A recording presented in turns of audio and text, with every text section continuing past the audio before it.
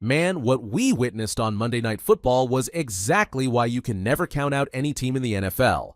The Broncos pulled off an incredible 41-32 shootout win, and let me tell you, this game had everything a football fan could want. You're looking at a Denver team that hadn't hosted a Monday night game with a full house since 2018. That's 6 long years. And here's the kicker. The NFL almost flexed this game out of primetime. But boy, are they glad they didn't. What we're seeing here is the rebirth of Broncos football. They're not just winning, they're exciting again. We're talking 73 total points, 952 yards of offense, 2 pick sixes, a 93-yard touchdown. This game was an instant classic. This is the kind of performance that's going to earn Denver a lot more primetime slots going forward. The energy in Mile High was electric, and you could feel it through the TV screen. This wasn't just a win, this was a statement game showing that the Broncos are officially back in the conversation in a loaded AFC West. In this video, we will cover each and everything that happened in this game and how it will impact on the playoff hopes. What's up, buddies? Welcome back. If you are new here, make sure you hit the subscribe button. We cover all AFC West news here on this channel.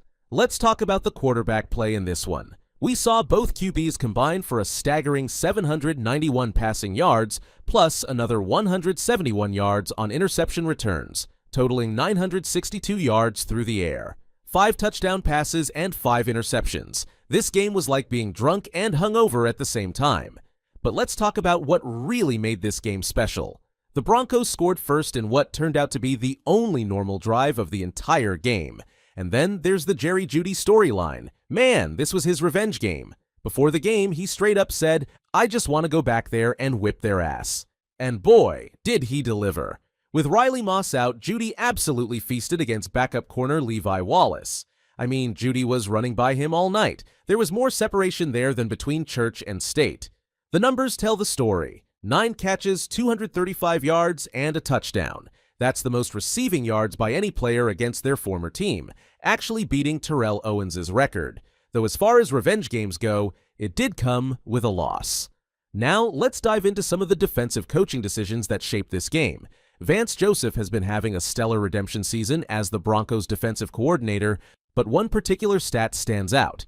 When Patrick Surtain, the Broncos' top cornerback, was matched up against Jerry Jeudy, he completely locked him down. Out of the 34 plays where Surtain covered Jeudy, he allowed just 2 catches for 20 yards. That's elite defense. But here's the twist. On the 23 plays where other defenders like Levi Wallace were covering Jeudy, the result was very different. Jeudy exploded for 215 yards, exposing the secondary when Surtain wasn't on him. If you're a Broncos fan, you've got to wonder if keeping Surtain on Jeudy full-time could have changed the outcome. But the story of this game was pure Jameis Winston football. 6 touchdowns total. Unfortunately for him, 2 of those were to the Broncos defense. And speaking of those pick sixes, Nick Bonitto, or Pretty Fish, as some might say, showed why he's in the Defensive Player of the Year conversation.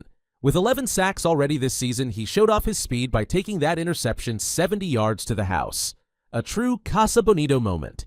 Speaking of Bonitto's pick 6, he just became the first Bronco since Von Miller in 2012 to have double-digit sacks and an interception return for a touchdown. Add in a tackle for loss and 2 passes defended in this game. Pretty Fish was swimming all over that field. But even with that huge defensive play, this game kept everyone on edge. The Browns scored quick with less than 2 minutes in the half, and Winston, well, he put on a historic performance. Just not the kind you want to be remembered for. Get this, when you combine his actual passing yards with the pick 6 return yards, he totaled 668 passing yards, making NFL history for most combined yards going both ways in a single game.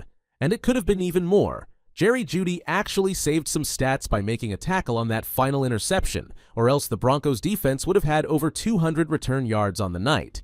Winston ended up with more pick 6 passing yardage than Josh Allen, Justin Herbert, and Anthony Richardson.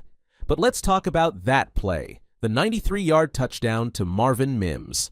We're talking about a 3rd down laser beam from his own end zone, threading it between 2 safeties. That's the second longest touchdown pass by a rookie QB since 1970, and honestly, it might be the most electrifying offensive play we've seen in Denver since the Peyton Manning era. Of course, in true roller coaster fashion, the Browns answered right back with Jameis hitting Jeudy for a 70-yard touchdown. But that Mims play! That was Bo Nix at his most confident this season, so good it even got Antonio Brown's seal of approval. Next-gen stats showed just how incredible that throw was, threading the smallest of needles. Bo Nix did throw his first 2 picks since the first drive since that Baltimore game a month ago. But honestly, neither pick was entirely on him. And while you might question that aggressive deep shot to Mims, it's refreshing to see Sean Payton showing that trust in his quarterback. After 8 years of constant checkdowns, this aggressive style is a welcome change. What's really impressive? Rookie Bo Nix didn't take a single sack against a defense led by Myles Garrett.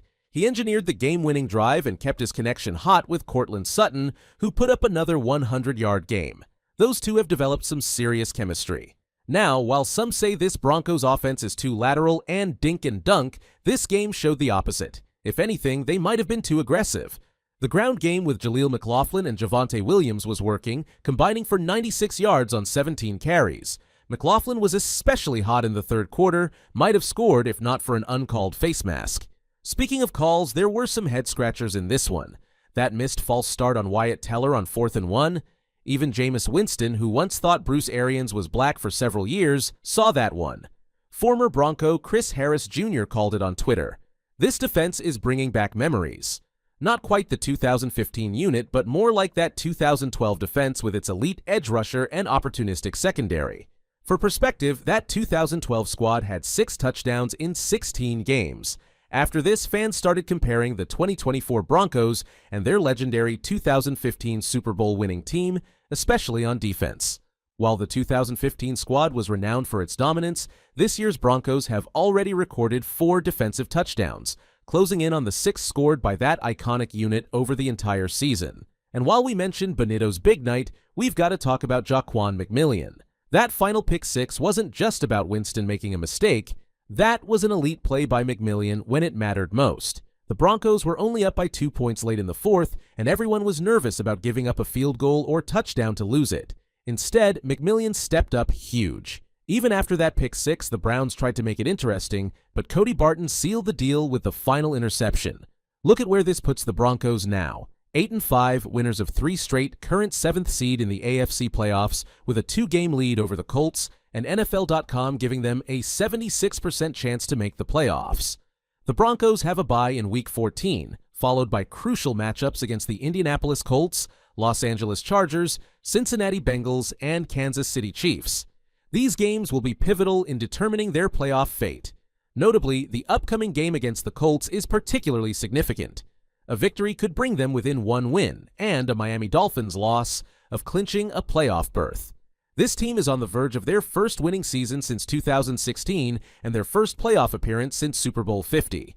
And remember, these are the same Broncos that experts predicted would be one of the worst teams in the league. Not so fast. That's all from my side. But now it's your turn to join the conversation. Do you think Bo Nix has proven himself as the quarterback of the future for Denver? Which player do you think deserves the most credit for this win? Bo Nix, Courtland Sutton, or Nick Bonitto? Was this game a turning point for the Broncos season, or do you think there's still work to be done? And here's a big one. Can this team make a deep playoff run, or will their aggressive style catch up to them against tougher opponents? Let us know your thoughts in the comments below. Don't forget to like the video and hit that subscribe button if you're enjoying these breakdowns. The Broncos are just getting started, and the playoff race is heating up. Stick around for all the AFC West updates, game recaps, and hot takes as we count down to the postseason. Thanks for watching, and we'll see you in the next one. Let's ride!